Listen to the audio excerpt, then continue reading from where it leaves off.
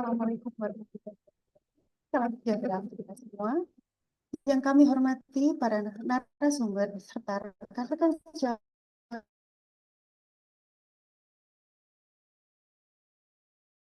ya. Puji syukur kita panjatkan ke Allah Subhanahu wa Ta'ala karena atas rahmat dan karunia seri 134 yang pada kesempatan ini mengangkat tema dari kepala dan stroke atau langsung nadi emergency room.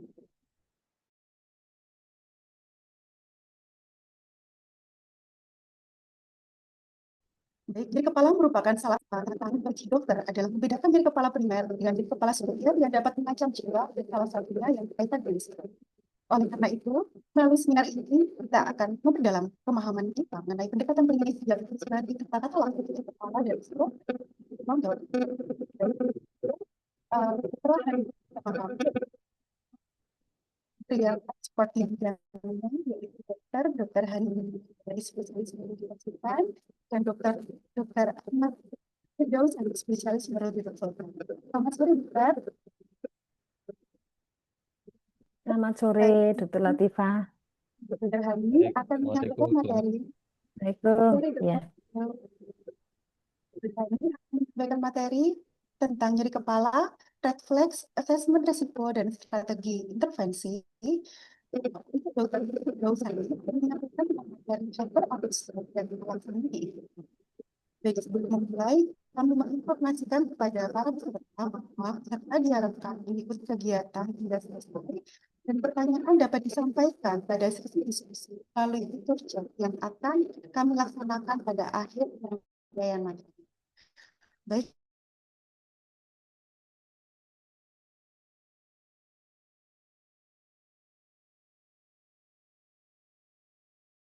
Silakan dokter, untuk narasumber yang pertama adalah dokter.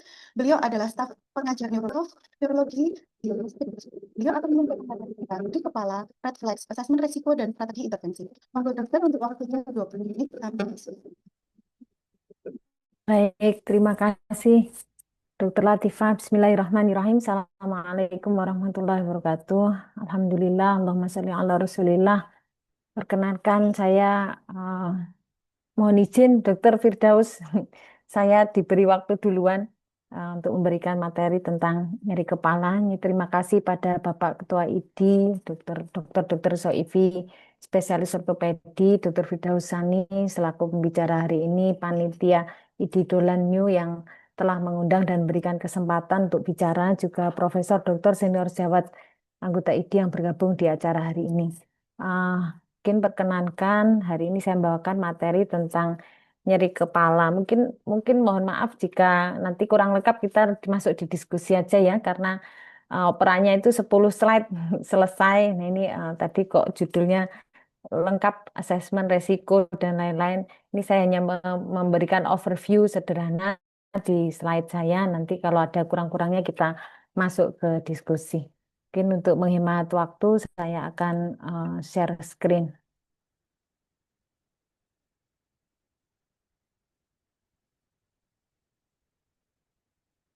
Ya.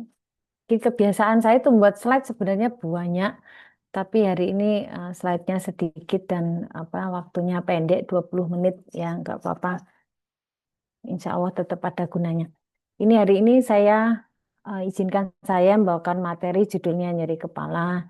Saya sama dengan Dr. Firdaus dari Departemen Neuro, Fakultas Kedokteran Universitas Erlangga, RSUD Dr. Sutomo.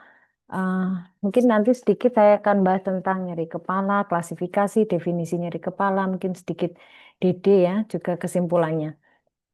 Sebagai pendahuluan, nyeri kepala ini merupakan salah satu keluhan yang umum terjadi ya, sering dikeluhkan pasien datang ke dokter ya, keluhan sebabnya apa saja, tapi kadang cokot-cokot nyeri kepala gitu ya. Mungkin di antara kita kalau lagi sepaneng banyak pikiran ya, Dokter Latifah mungkin waktu dulu ujian kan juga cekot-cekot nyeri kepala. Jadi faktornya banyak ya, banyak pikiran juga nyeri kepala, sakit juga nyeri kepala. Ini merupakan keluhan yang umum terjadi di masyarakat. Sampai saat ini nyeri kepala masih merupakan masalah bersama ya. Masalah ini terkait dengan masalah finansial, masalah sosial, gangguan juga bisa terjadi gangguan pola tidur, pola makan, depresi, kecemasan juga bisa menyertai nyeri kepala. Dengan diagnosis yang tepat, harapannya pengobatan juga bisa diberikan secara tepat dan nyeri kepala ini sering membawa pasien berobat ke dokter sehingga pengetahuan tentang nyeri kepala ini menjadi penting. Nah, mengapa bisa terjadi nyeri kepala?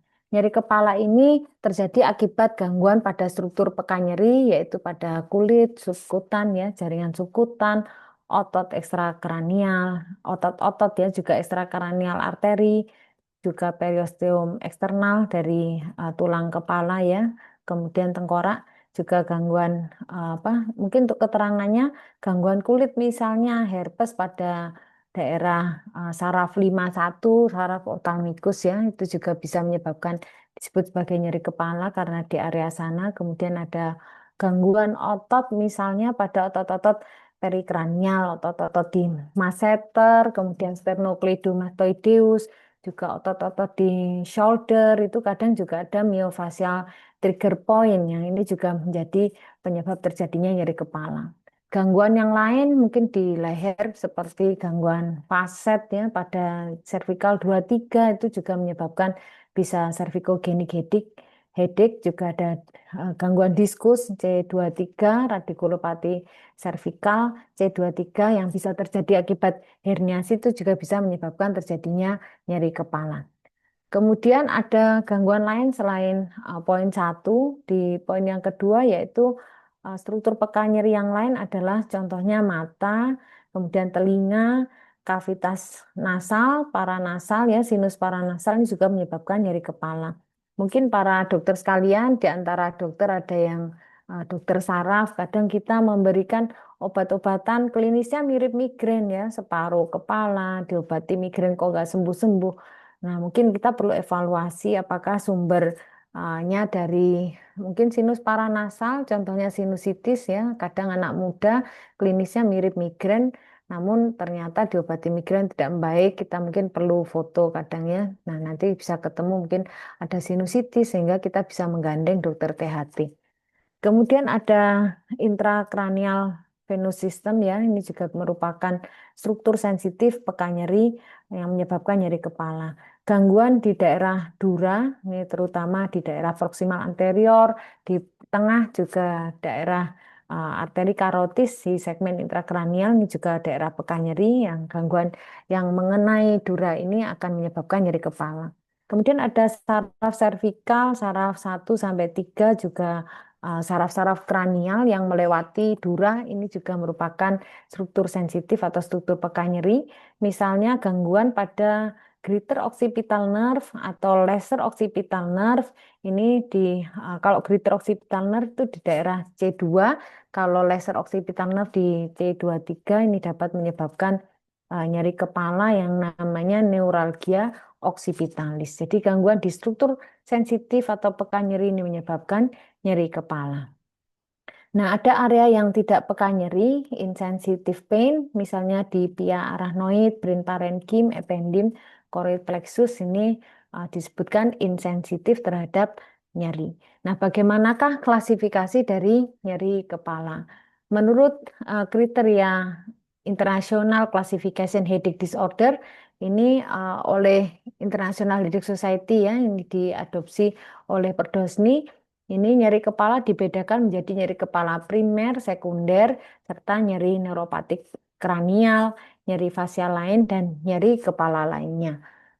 90% nyeri kepala ini masuk dalam kategori nyeri kepala primer, sedangkan 10% sisanya masuk dalam kategori nyeri kepala sekunder. Disebut nyeri kepala primer apabila tidak ditemukan adanya kerusakan struktural maupun metabolik yang mendasari nyeri kepala, sedangkan disebut nyeri kepala sekunder bila kita dapatkan adanya kerusakan struktural atau sistemik.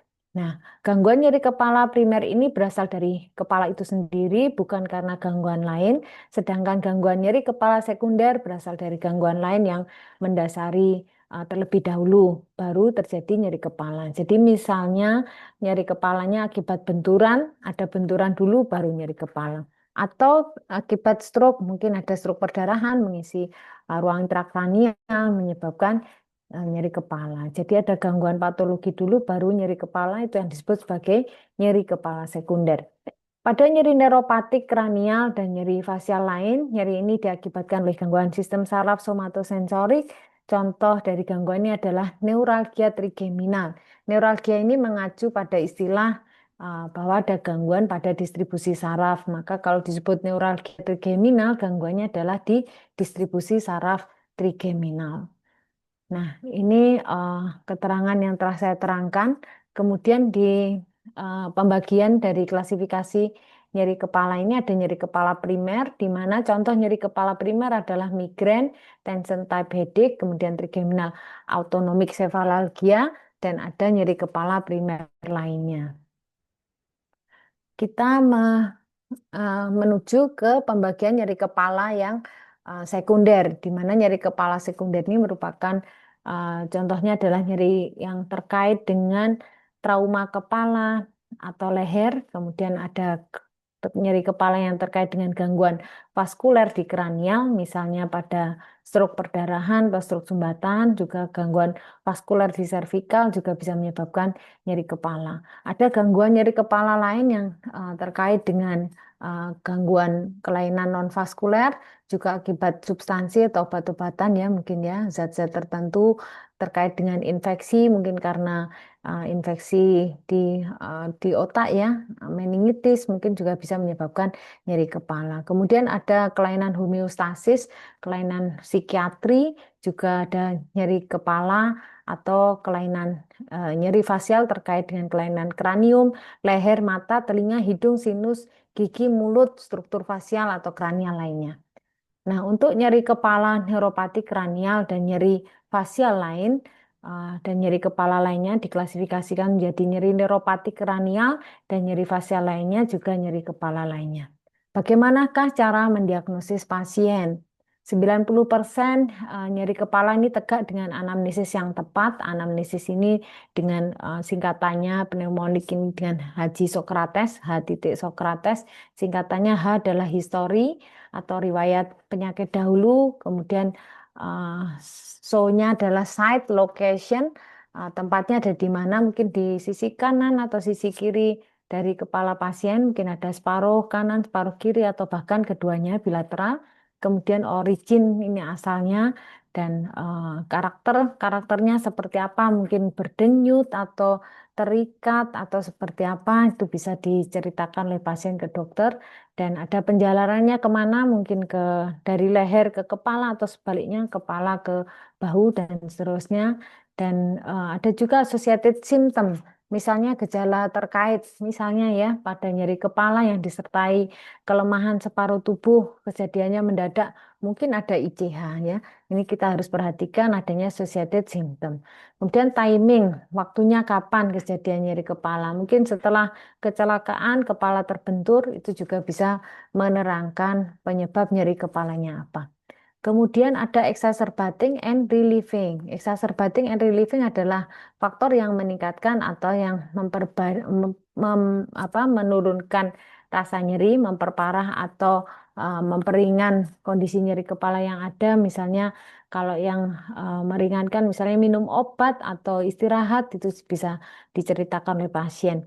Kemudian severitas ringan, sedang atau berat. Biasanya kita bertanya 0 sampai 10, skor 0 tidak terasa, 10 paling berat, nyerinya di nomor berapa ya. Skornya bisa NRS, Numeric Rating Scale, atau Fast Visual Analog Scale.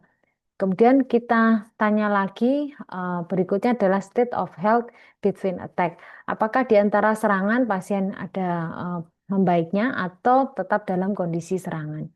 Nah, kita masuk di migrain. Migrain ini sekurang-kurangnya terjadi 5 serangan yang memenuhi kriteria.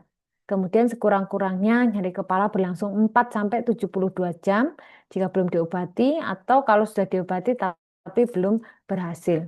Biasanya nyeri migrain ini juga harus memenuhi sedikitnya 2 dari 4 kriteria. Satu, unilateral, salah satu sisi boleh kanan atau kiri, kemudian berdenyut ya, rasanya nyut-nyut. Kemudian ada intensitas nyerinya sedang atau berat. Kemudian satu lagi adalah diperberat oleh aktivitas fisik, misalnya saat naik tangga atau berjalan atau berlari, pasien menjadi lebih berat nyerinya. Kemudian selama nyeri kepala, maka bisa disertai salah satu dari mual atau muntah dan atau muntah, kemudian fotofobi dan fonofobi. Jadi pasien menjadi terganggu ketika melihat cahaya terang atau ada apa namanya suara-suara yang gaduh. Kemudian kita lihat ini adalah gambar bahwa nyeri kepala migrain ini lebih banyak diderita oleh perempuan dibandingkan laki-laki. Yang lain telah saya terangkan di slide sebelumnya. Oh, nggak bisa. Yes, maaf. Ini harus ensure sebentar, nggak bisa langsung slide-nya. Nah, untuk patofisiologi migrain ini yang pertama, migrain itu berasal dari bagian di dalam otak, kemudian impuls listrik menyebar ke beberapa regio di otak, perubahan aktivitas sel saraf dan aliran darah menyebabkan gangguan visual, rasa tebal atau kesemutan dan dizziness, serta respon kimia di otak menyebabkan dilatasi pembuluh darah dan inflamasi. Dan inflamasi ini akan mengiritasi nervus trigeminus ya, trigeminalis, sehingga menyebabkan terjadinya nyeri yang berdenyut dan hebat. Ada beberapa tahapan pada terjadinya nyeri kepala migrain, biasanya diawali dengan gejala prodromal yang berupa gangguan mood, lemas, perubahan kognitif, kemudian nyeri otot, nafsu makan bertambah, kemudian diikuti oleh adanya aura. Pada fase aura ini ada perubahan neurologis seperti ada perubahan visual dan somatosensorik, di mana aura ini akan membaik secara spontan. Kemudian akan muncul nyeri kepala pada tahap awal, menengah maupun yang lanjut. Pada tahap awal itu ditandai dengan adanya nyeri kepala yang ringan, ada kongesti nasal, kemudian kadang disertai nyeri otot yang kadang mirip dengan tension type headache. Nah, kemudian diikuti oleh nyeri kepala yang semakin berkembang, nyeri kepala terlokalisir dan gejala yang berhubungan mulai muncul. Kemudian nyeri ini berkelanjutan menjadi nyeri yang hebat, ya, biasanya sifatnya unilateral, berdenyut, mual, kadang disertai mual ya, muntah, ada fotofobi, fonofobi. Kemudian nyeri ini akan diakhiri dengan gejala postdromal. Gejala postdromal ini uh, terasa di pasien adalah lemas, kemudian ada perubahan kognitif dan nyeri otot. Aura migrain ini merupakan gejala neurologis vokal dan reversibel yang berkembang secara bertahap dan berlangsung 5 sampai 60 menit mendahului dari migrain ya, nyeri kepala migrain. Berupa seperti apa? Kadang yang paling sering adalah aura visual. Ini 90% terjadi pada pasien migrain. Aura visual ini berupa blurred vision ya, kadang terasa kabur, kemudian ada kilatan cahaya berkelip seperti di gambar, ada tunnel vision, kemudian ada visual defect, hemianopia yang sementara, kemudian ada gambar seperti zigzag, zigzag line, kemudian ada seperti ada center ya, flashing light. Ini 5 sampai 20 menit biasanya dari pusat ke perifer dan sifatnya reversible. Kemudian ada aura sensorik ya. Aura sensorik itu, mohon maaf ini tidak tergambar di sini secara lengkap. Aura sensoriknya biasanya terasa kesemutan, parestesi, kebas, ya, numbness, biasanya jari-jari tangan, naik lengan, wajah, bibir, biasanya unilateral dan reversible. Kemudian kita lihat pemicu dari migrain. Pemicu migrain ini banyak ya, bisa faktor endogen, diet, obat, eksogen, dan lain-lain. Faktor endogen misalnya stres, waktu tidur yang tidak konsisten, bisa kurang, bisa lebih dari biasanya. Kemudian ada fluktuasi hormonal, misalnya sedang hamil atau head. Kemudian ada diet, diet ini biasanya terlambat atau menunda makan ya, skipping meals. Kemudian ada makanan olahan seperti dari susu, daging yang diawetkan, kafein, minuman yang beralkohol. Kemudian ada khususnya alkohol ini yang dari anggur merah. Kemudian ada aspartam, monosodium glutamat ya, kemudian vetsin, vetsin, nitrit bisa menyebabkan pencetus dan kemudian eksogen lain misalnya dari lingkungan, suara yang keras, perubahan udara, aroma yang kuat ya, misalnya pakai parfum yang pasiennya kadang bisa tercetuskan migrain juga ya, pasien tidak kuat dengan bau tersebut. Kemudian ada zat kimia tertentu, insektisida, kemudian ada nikotin ya, rokok itu bisa juga mencetuskan migrain. Untuk tension type headache, ini ada nyeri kepala episodik 30 menit sampai 7 hari. Karakteristiknya bilateral, kualitasnya tertekan, terikat, intensitas ringan sampai sedang ya, beda sama migrain yang sedang sampai berat. Ini ringan sampai sedang untuk TTH. Kalau migrain unilateral nih bilateral ya, nyeri tidak memburuk dengan aktivitas rutin dan tidak berhubungan dengan mual, tapi bisa terdapat fotofobi dan fonofobi. Bagaimana klasifikasi dari tension type headache? Ini ada infrekuen kalau kurang dari 1 hari per bulan, kemudian kalau yang frekuen itu 1 sampai 14 hari per bulan, kemudian ada yang kronik lebih dari 15 hari per bulan. Ya, kemudian ada probable tension type headache. Tension type headache ini beda dengan migrain yang 4 sampai 72 jam. Pada tension type headache ini 30 menit sampai 7 hari. Lokasinya bilateral, menekan atau mengikat ya. Kalau migrain tadi berdenyut. Ini ringan sampai sedang pada TTH, migrain tadi rasanya sedang sampai berat ya. Kemudian tidak bertambah dengan aktivitas rutin. Kalau migrain bertambah dengan aktivitas rutin. Ini tidak ada mual muntah, migrain ada. Ini lebih dari satu keluhan fotofobi, fonofobi ini sebagaimana migrain untuk hal ini. Kemudian ada teori vaskuler, humoral, teori perikranial, ketidakseimbangan serotonin, dan ada sprain otot ligamen ya. Ini TTH, ini gambarannya seperti ini bilateral. Kemudian kalau klaster ini karena berat sampai dengan sangat berat maka disebut sebagai suicide headache, dikenal dengan Harris-Horton disease, ya, autonomic faciosephalalgia, neuralgia ciliaris. Kemudian ini jarang terjadi, laki biasanya lebih banyak 5:1 banding perempuan, mayoritas laki, 90%-nya episodik, 10%-nya kronik ya. Kemudian kita lihat nyeri kepala klaster. Klaster itu karena berat dengan sangat berat, maka durasinya pun pendek ya, menjadi 15 sampai 180 menit ya. Kemudian salah satu gejala ipsilateral menyertai nyeri kepala, misalnya injeksi konjungtiva atau lakrimasi, kongesti nasal, rinore, edema palpebra, dahi wajah berkeringat, memerah, kemudian ada perasaan penuh di telinga, miosis dan atoptosis, gelisah dan agitasi. Serangan-serangan frekuensinya 1 kali setiap 2 hari sampai 8 kali per hari. Nah, ini gambaran dari klaster ya. Klaster ini eh, kadang muncul, kadang istirahat, ada fase istirahatnya. Nah, ini nyeri kepala klaster ini unilateral dan berair-air ya. Ada rinore, lakrimasi, dahi wajah berkeringat, miosis, ptosis, dan ada gaduh gelisah ya, agitasi. Ini nyeri kepala klaster dibedakan menjadi nyeri kepala klaster episodik dan kronik ya. Kalau episodik kalau 7 hari sampai 1 tahun, kalau kronik lebih dari 1 tahun tanpa remisi atau disertai remisi yang berlangsung kurang dari 1 bulan. Ini adalah gambaran klaster, biasanya laki lebih banyak dari perempuan, maka gambarnya laki. Ini otonomnya banyak ya, berair-air, unilateral, periorbita. Untuk neuralgia trigeminal neuralgia ini setidaknya ada 3 serangan wajah unilateral memenuhi kriteria B dan C. Kriteria B adalah terjadi di satu atau lebih dari satu divisi saraf trigeminal menjalar keluar distribusi trigeminal dan minimal mempunyai 3 dari 4 karakter, yaitu terjadi paroksismal setiap serangan terjadi dalam beberapa detik sampai 2 menit. Kemudian intensitasnya berat, kualitas seperti tersengat listrik, menusuk, tajam, dan diperberat dengan stimulus yang tidak berbahaya pada sisi wajah yang terkena. Jadi misalnya gosok gigi itu sudah menyebabkan nyeri muncul, atau makan buah apel, sedang makannya mengunyah, itu pun bisa menyebabkan kambuhnya trigeminal neuralgia. Secara klinis tidak ada defisit neurologis.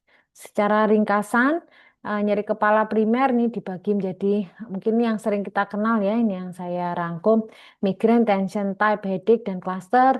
Kalau migrain unilateral, tension type bilateral, sedangkan cluster unilateral namun periorbita, biasanya periorbita atau temporal.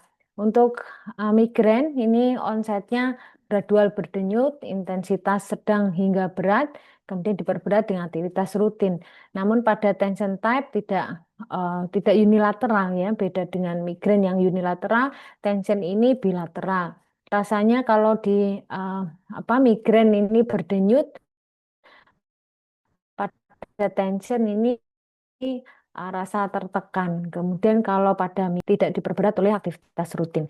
Pada cluster ini nyeri kepalanya sangat berat ya, berat sampai dengan sangat berat. Nyeri kepalanya hebat, muncul mendadak, hitungannya menit, bersifat dalam, menyiksa, meledak-ledak, intensitasnya berat ya, berat sampai sangat berat. Untuk apakah menyerang laki atau perempuan, yang klaster ini yang banyak laki, sedangkan migrain dan tension ini adalah perempuan. Kemudian karakteristiknya nyeri memberat dengan aktivitas rutin, ini tidak memberat aktivitas rutin pada tension. Kalau klaster ini pasien tetap aktif bahkan gelisah ya, dia malah menghindari berbaring karena saking nyerinya.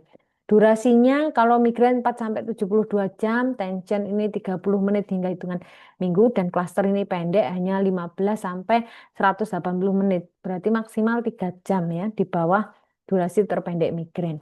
Kemudian untuk gejala yang menyertai ada mual muntah pada migrain, ada fotofobi, fonofobi, kemudian kadang disertai aura. Namun tidak selalu ada. Pada tension ini nyeri pada scalp, leher, bahu, ada insomnia, kelelahan, mudah marah, kemudian ada lakrimasi ipsilateral, kongesti nasal, rhinore, pallor, kemerahan, diaporesis, ini mulai lakrimasi yang berair-air, ini semua ada di cluster. Ini adalah gambaran dari cluster headache, migrain, dan tension type headache. Paling ringan adalah yang tension type headache ya, intensitasnya ringan. Semakin ke kanan dia semakin meningkat intensitasnya. Jadi migrain di tengah-tengah secara intensitas. Paling berat adalah cluster headache, berat sampai sangat berat. Frekuensi juga sama, mengikuti intensitas dan disabilitas. Namun karena dia sangat ringan ya, durasinya pun yang paling lama. Semakin ke cluster semakin pendek. Otonom yang berair-air adalah yang sisi cluster headache ya.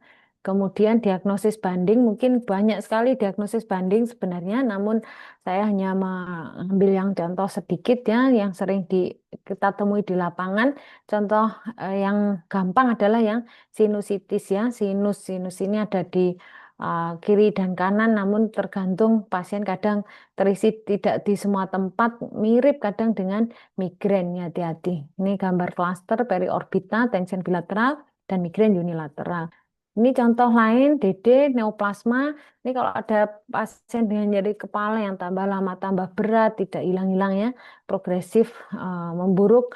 Nah ini mungkin neoplasma ya. Kemudian mungkin itu dulu ya, karena waktunya pendek, saya harus berbagi dengan Dr. Firdaus. Saya kira demikian, saya kembalikan pada Dr. Latifah. Terima Baik, kasih, Dr. Latifah. Terima kasih banyak, Dokter Yani. Untuk Sama-sama. sesi diskusi dan tanya jawab akan dilaksanakan di akhir acara.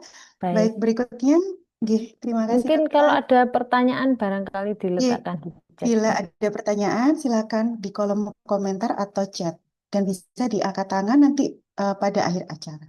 Baik, untuk berikutnya, eh, materi yang kedua akan disampaikan oleh Dr. Ahmad Firdausani, spesialis neurologi konsultan. Beliau juga staf pengajar di Departemen Neurologi Fakultas Kedokteran Universitas Erlangga, RSUD Dr. Sutomo. Baik, silakan dokter. Beliau akan menyampaikan materi mengenai hyperakut stroke dan tata laksana di IGD. Silakan dokter, monggo.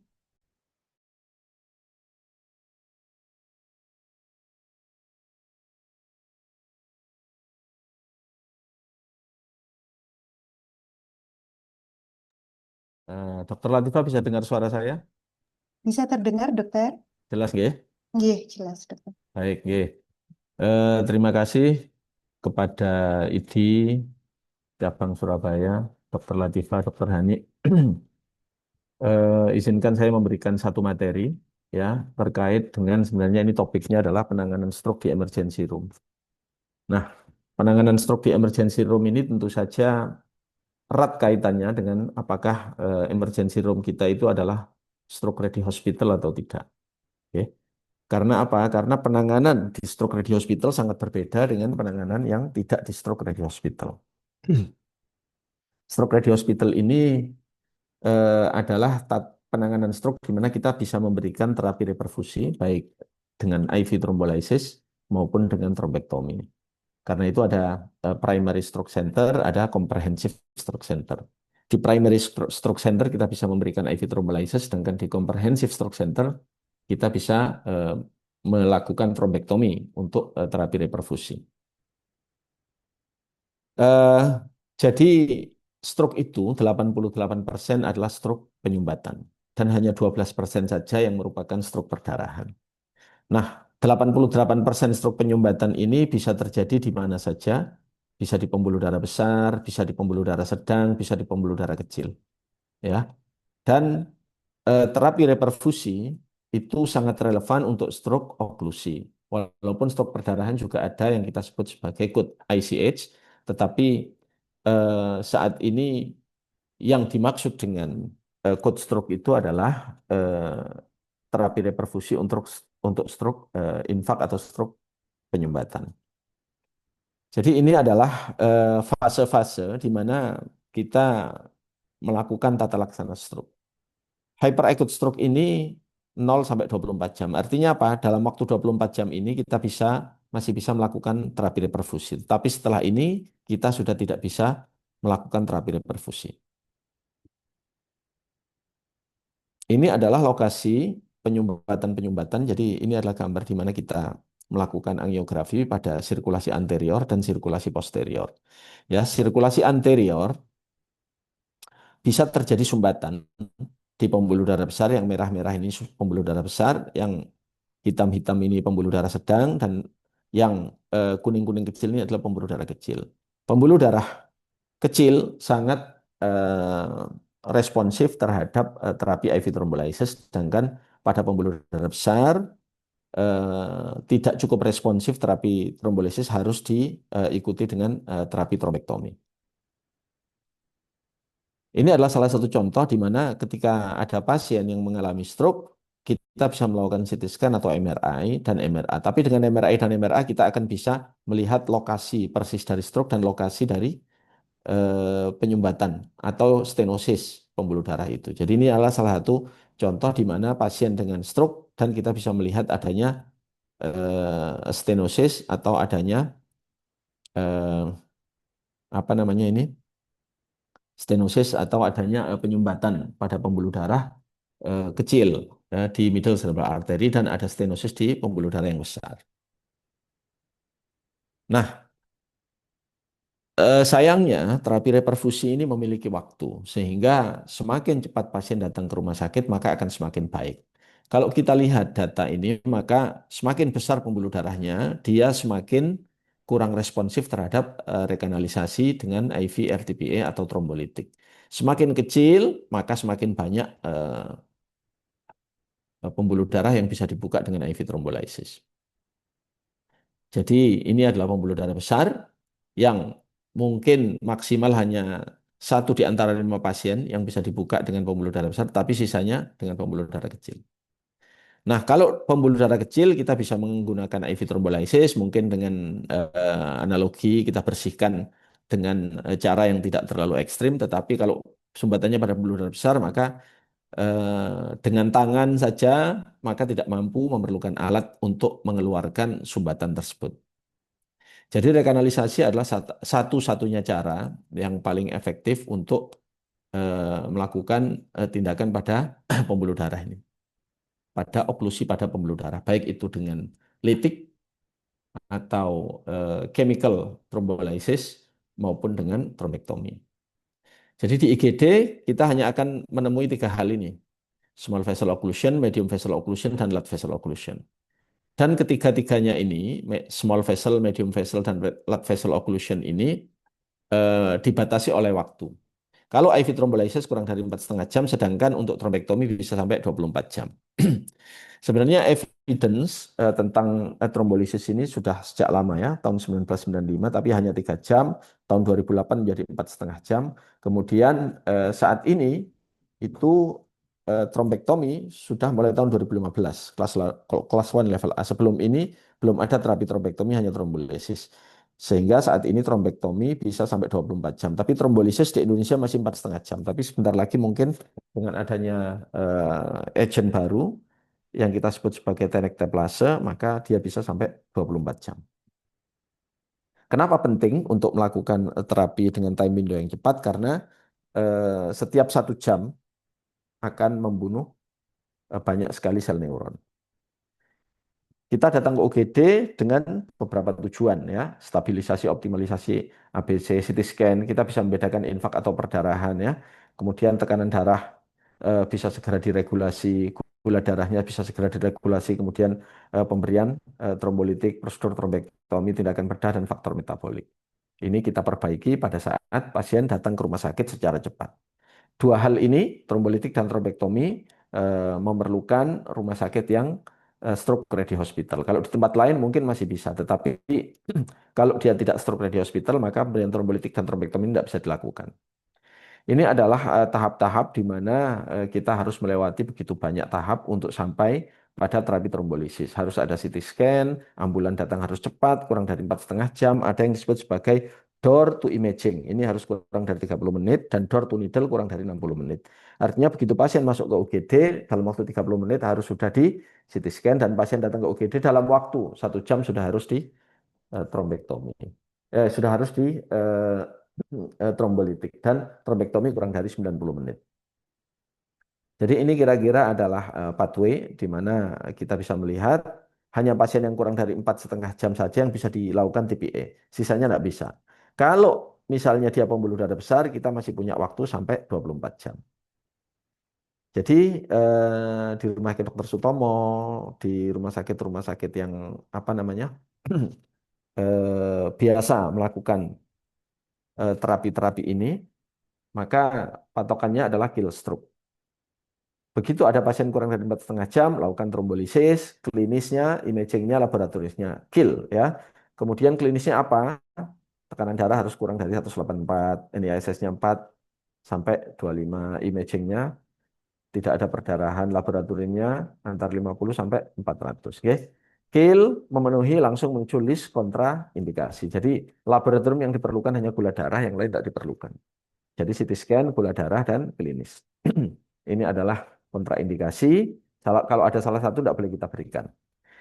Jadi dalam tataran praktis, kalau ada pasien hiperaktif stroke itu harus dilakukan CT scan. Ya. Nah, masalahnya adalah kalau tidak ada CT scan, ya, kalau tidak ada CT scan maka tidak bisa dilakukan IV thrombolysis.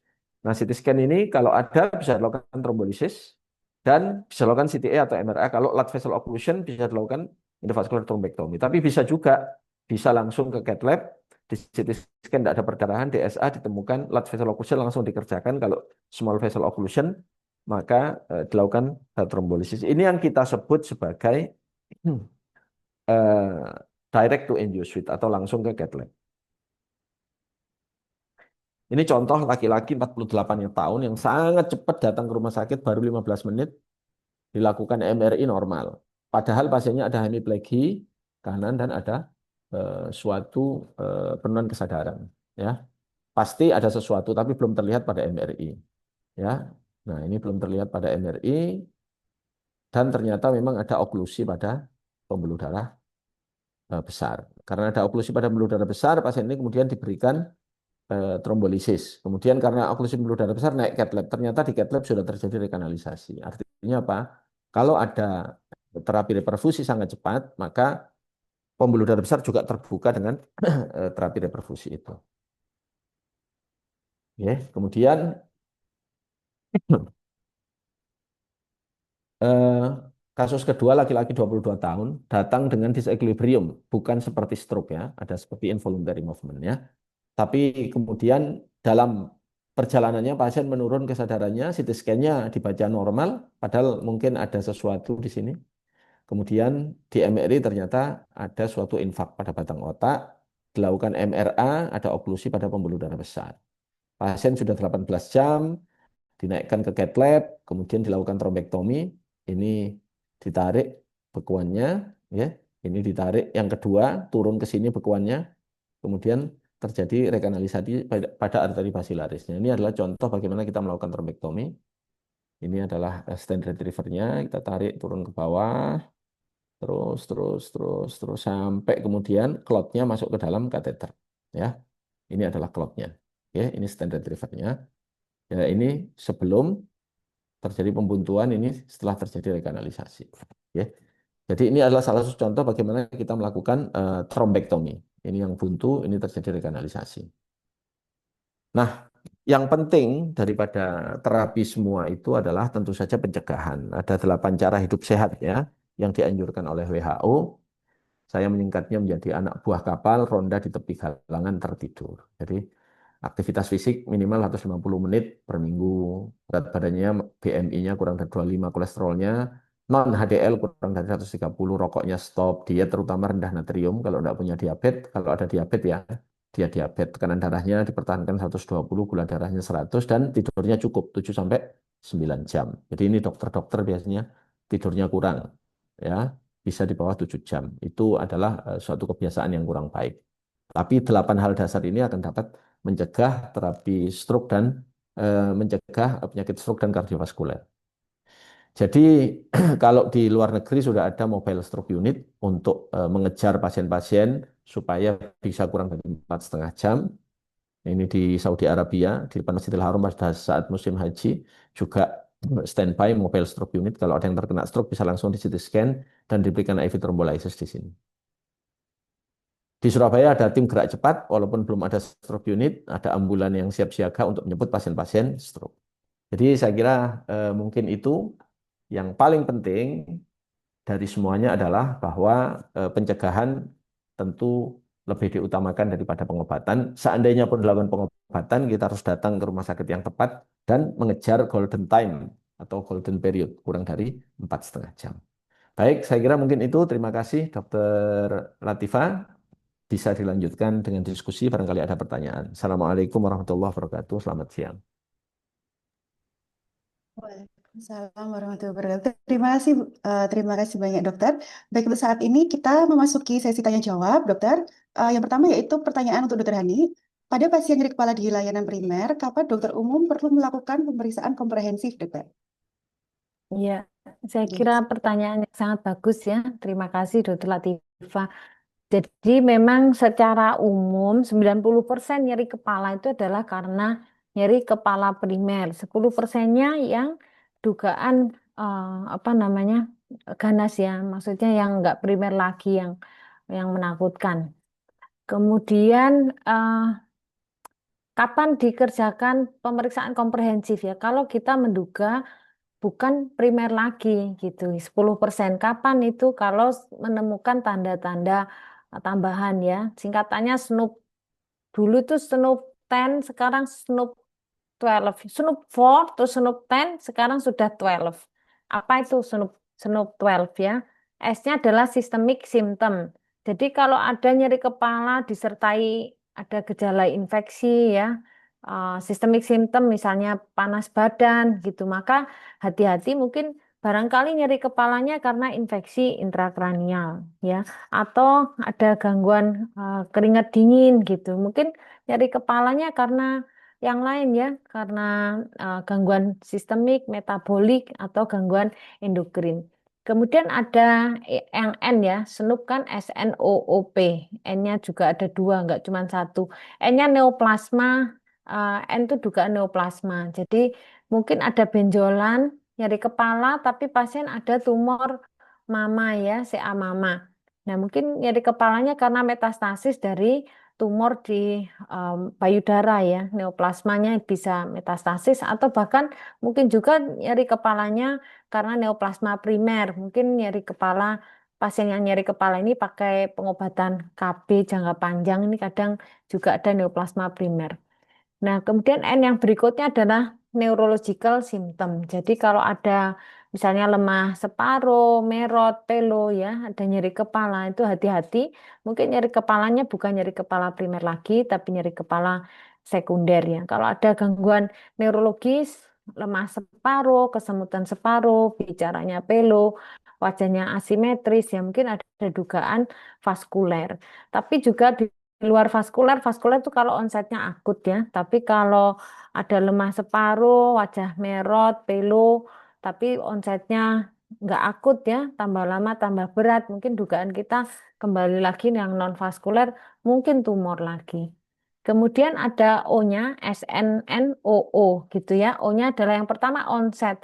Onsetnya kalau mendadak, kemudian apalagi nyeri kepala yang hebat yang tidak pernah dirasakan sebelumnya, mungkin kita menduga pasiennya dengan subarachnoid hemorrhage ya, gangguan dari pecahnya pembuluh darah di otak. Kemudian ada O yang berikutnya adalah older. Older ini usia lebih dari 50 tahun. Kalau usia lebih 50 tahun, ada nyeri kepala, kita DD-nya mungkin paling enggak ada 3. Yang pertama bisa jadi karena gangguan vaskuler seperti stroke, kemudian ada giant cell arteritis, atau yang satu lagi adalah metastasis ya, tumor. Kemudian yang P sekarang, P-nya ada beberapa, ada P pertama adalah pattern changes ya, perubahan pola dari nyeri kepala ini kita hati-hati, dugaannya mungkin ada neoplasma ya, ada tumor, gangguan vaskuler atau non vaskuler juga bisa menyebabkan perubahan pola dari nyeri kepala. Positional headache merupakan P yang berikutnya. Kalau nyeri kepala diperberat atau dipengaruhi oleh posisi tertentu, hati-hati mungkin bisa jadi intracranial hypertension atau intracranial hypotension. Kemudian P yang berikutnya adalah precipitated by sneezing. Jadi kalau nyeri kepalanya diperberat oleh batuk, bersin ya, mengejan ya, nyeri tekanan intrakranialnya meningkat. Ini hati-hati mungkin ada patologi di daerah fossa posterior ya, mungkin atau juga ada gangguan malformasi, Arnold-Chiari malformation. Ada lagi P-nya adalah papil udem. Jadi kalau nyeri kepala disertai papil udem ya, biasanya dokter saraf melakukan pemeriksaan papil ini atau dokter mata ketemu papil udem dan nyeri kepala. Ini hati-hati mungkin dugaan kita bisa neoplasma atau gangguan vaskuler ya. Intracranial hypertension IIH itu juga bisa menyebabkan papil udem. Ada juga progressive headache yang nyeri kepala tambah lama tambah berat, itu hati-hati neoplasma. Kemudian ada pregnancy, kadang nyeri kepala pada pasien pregnancy ini hati-hati juga kita kadang perlu cek albumin, kadang pasien hipoalbumin, maka menjadi bengkak di semua tempat termasuk di otak ya ini juga menyebabkan nyeri kepala. Biasanya tidak cukup hanya dengan analgesik, maka kita juga harus koreksi albuminnya. Ada juga gangguan itu yang preeklamsi ya, contohnya pada pregnancy. Kemudian ada painful di daerah mata, itu gangguan. Mungkin kita hati-hati pada gangguan di sinus cavernosus, kemudian tolosahan, kemudian ada gangguan, mungkin gangguan mata ya, optalmik, itu juga bisa menyebabkan nyeri kepala. Nah, optalmik, penyebab optalmik ini juga banyak ya, gangguan hypertiroid itu juga bisa menyebabkan gangguan di daerah mata. Ada post traumatik ini nyeri kepala karena habis terbentur ya. Ini kalau orang tua ini hati-hati subdural hematom kadang nyeri kepalanya tidak langsung ya karena ngembes darahnya sedikit-sedikit keluar baru minggu kedua muncullah lemah separuh badan, muncul nyeri kepala ya. Anamnesis sederhana, pasien kadang saya habis lihat cucu main apa di lapangan, kemudian kepalanya kena bola ya, lempar bola itu selang 2 minggu kemudian barulah muncul nyeri kepala disertai kelemahan separuh. Ini hati-hati mungkin bisa subdural hematom. Nah, ini ada juga P yang berikutnya adalah patologi dari gangguan sistem imun seperti misalnya HIV ini ya. Kemudian ada P lagi adalah penggunaan painkiller overuse ya. Kita sebut sebagai medication overuse headache. Pada pasien seperti ini hati-hati kalau diberikan analgesik malah menjadi tambah berat.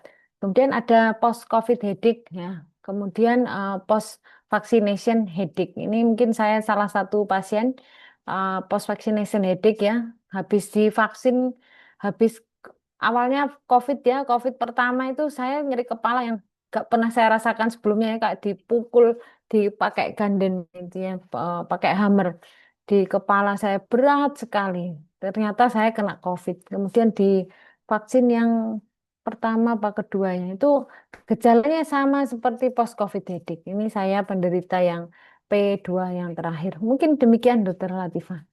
Terima kasih banyak dokter, sangat lengkap sekali penjelasannya. Baik, untuk dokter Firdaus ada pertanyaan, dokter. Ini sejawat kita bekerja di rumah sakit yang tidak ada CT scan, dokter. Beliau bertanya, apakah semua pasien stroke harus dirujuk? Kemudian tindakan awal apa yang tidak boleh ditunda atau apa yang harus kami lakukan di rumah sakit ada pasien stroke yang belum dirujuk, dokter? Oke, baik, terima kasih Dokter Latifah. Jadi konsep tata laksana stroke ini sudah sangat berbeda paradigmanya yang lalu dan yang sekarang.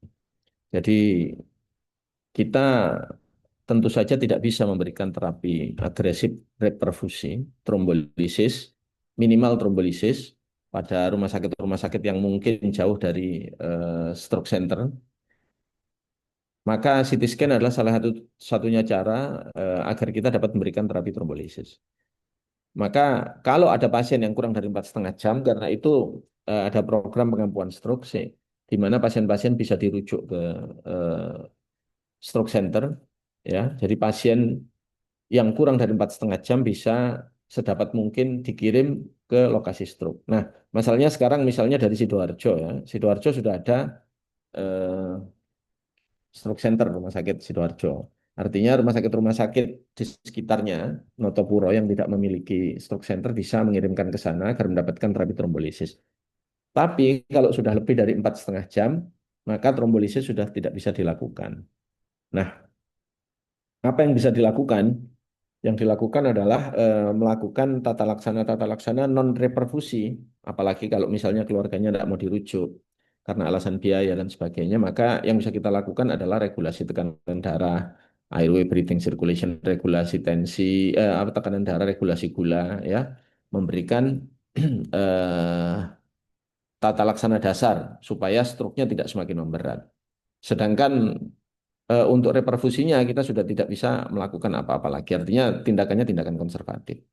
Tetapi ada kalanya pasien-pasien stroke tersebut sebenarnya ada potensi untuk dirujuk sampai 24 jam kalau misalnya kesadarannya menurun. Itu kemungkinan ada blood vessel occlusion. Mungkin NIHSS-nya di atas 10 atau kita punya skor-skor untuk menilai. Misalnya pasiennya ada hemi neglect, pasiennya ada gangguan apa namanya berbahasa itu kemungkinan di lokasi-lokasi di pembuluh darah besar bisa dikejar sampai 24 jam. Saya kira mungkin itu Dokter Latifah. Jadi sedapat mungkin kita bisa mengenali dan mengidentifikasi rumah sakit terdekat yang ready hospital. Dan kalau di Surabaya sangat mudah, tinggal telepon 112 mereka akan mengantarkan pasien-pasien stroke itu ke rumah sakit yang stroke ready hospital dan mereka sudah tahu rumah sakit mana saja yang stroke ready hospital. Terima kasih. Baik, terima kasih dokter. Berikut pertanyaan untuk dokter Hani lagi, untuk yang pertanyaan kedua.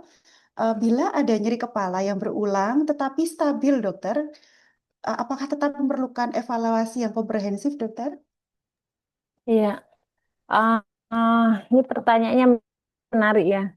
Stabilnya sih bagus ya, tapi berulangnya itu yang mungkin kita perlu, saya kira perlu evaluasi Dokter Latifah. Kenapa? Karena Berarti kan belum selesai. Penyebabnya apa belum ketahui. Sehingga perlu yang lebih detail. Mungkin hal sederhana seperti kita kadang palpasi di daerah bahu. Mungkin masing-masing kita kalau pegang bahu tengah sini ada enak ditekan ya, ada nyerinya. Itu tanda ada hyperiritatif nodul ya, yang itu merupakan salah satu sumber nyeri kepala, yaitu otot ya. Tadi struktur peka nyeri kan otot ya. Kadang otot di upper trapezius, middle trapezius, sternocleidomastoideus, masseter ini juga bisa menjadi penyebab nyeri kepala. Mungkin dengan relaksasi, pijat itu kadang membantu, namun kalau miofascial trigger point-nya banyak ya, bulet-buletannya, nodul hiperiritatifnya banyak dan dalam, kadang pijat tidak bisa menyelesaikan ya. Kemudian perlu dry needling, ditusuk yang lebih dalam ya. Jarum pun bervariasi, mungkin kalau bahu kadang sering saya memakai ukuran yang 50 yang warna kuning itu bisa sampai dalam dan nanti keluar twitching. Twitching itu dia akan mengulur ya, aktin miosinnya menjadi aktif, kemudian taut B-nya dia akan memanjang dan trigger point-nya akan menjadi lebih loose, menjadi enggak lagi tegang otot dan bisa membaik.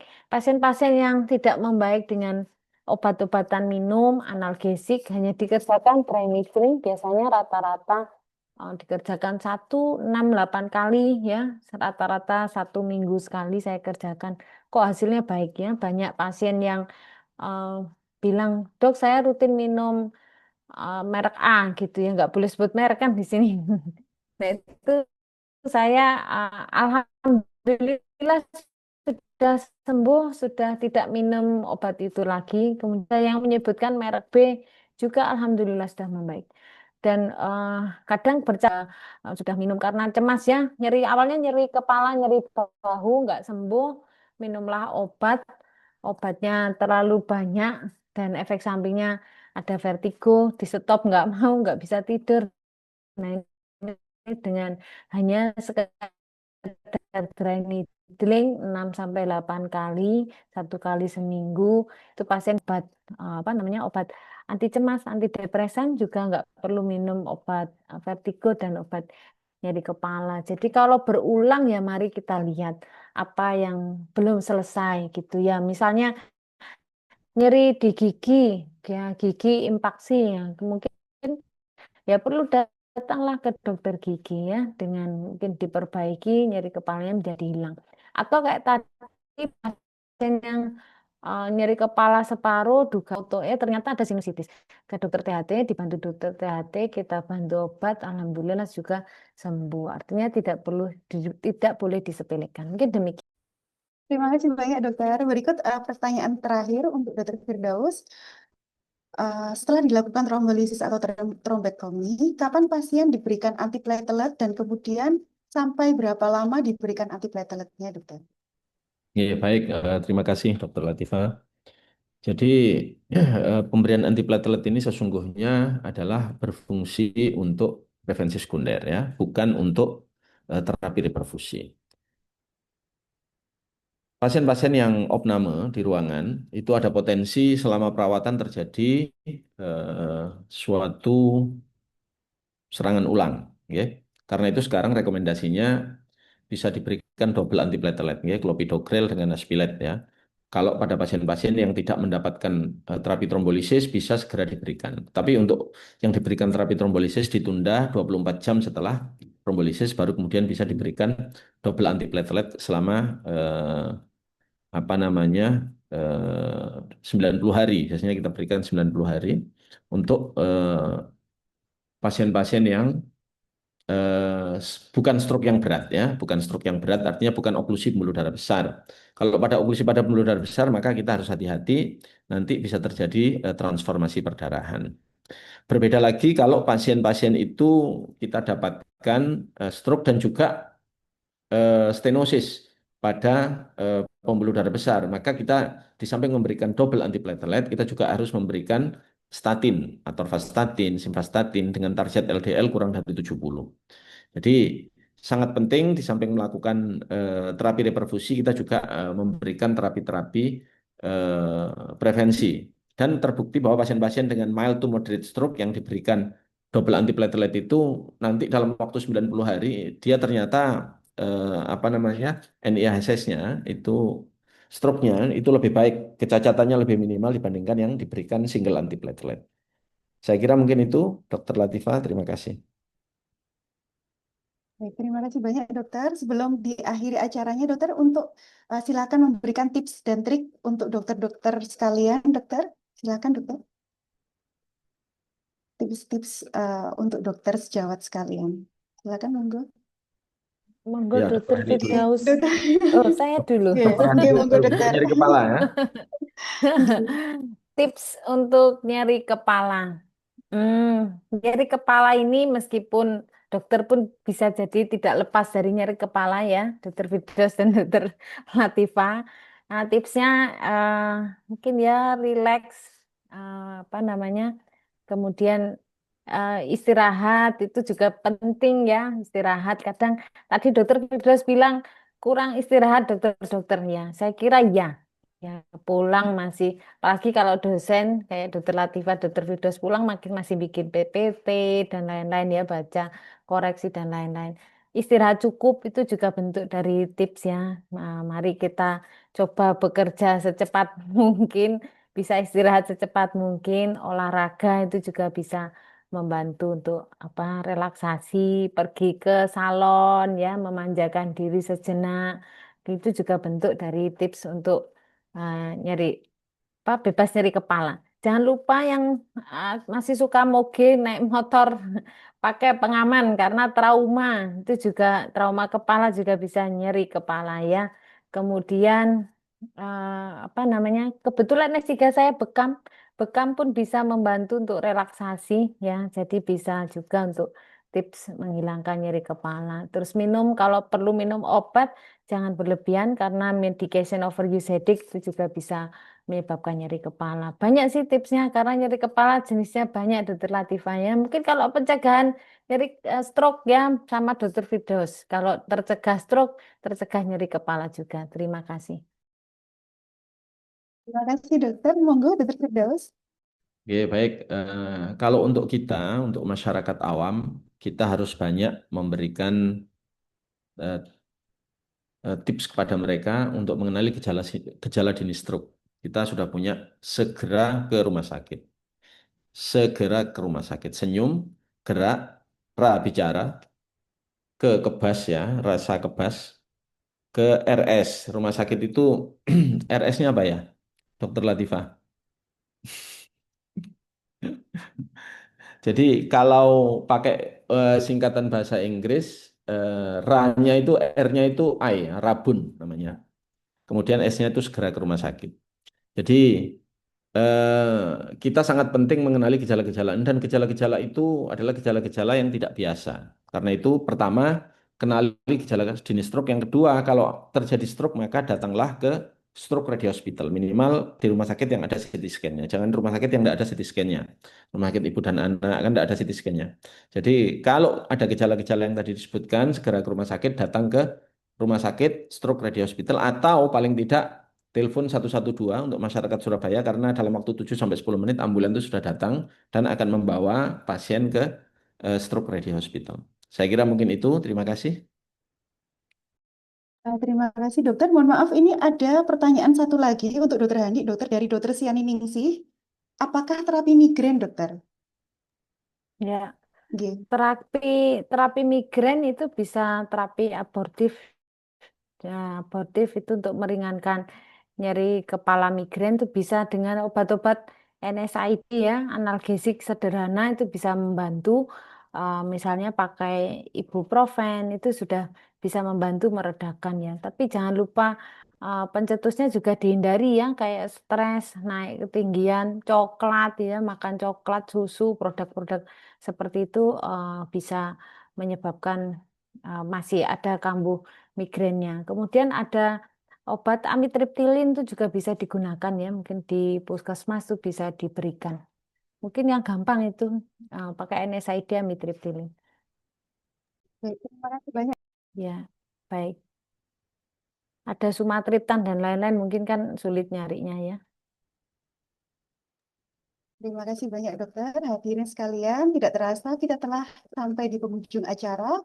Kami mengucapkan terima kasih yang sebesar-besarnya kepada narasumber atas ilmu dan pengalaman yang telah dibagikan, serta kepada seluruh peserta dan panitia. Semoga acara ini membawa manfaat dan keberkahan bagi kita semua. Apabila selama memandu acara terdapat kata-kata yang kurang berkenan, saya mohon maaf sebesar-besarnya. Wabillahi taufiq wal hidayah. Wassalamualaikum warahmatullahi wabarakatuh. Matur nuwun sangat, Waalaikumsalam dokter. warahmatullahi Salam wabarakatuh. warahmatullahi Berkati. wabarakatuh. Terima Terima kasih kasih Terima Dokter kasih. Latifah, Dokter Heni. Terima kasih. Nggih, makasih Dokter Sukses. Pamit nggih. Assalamualaikum.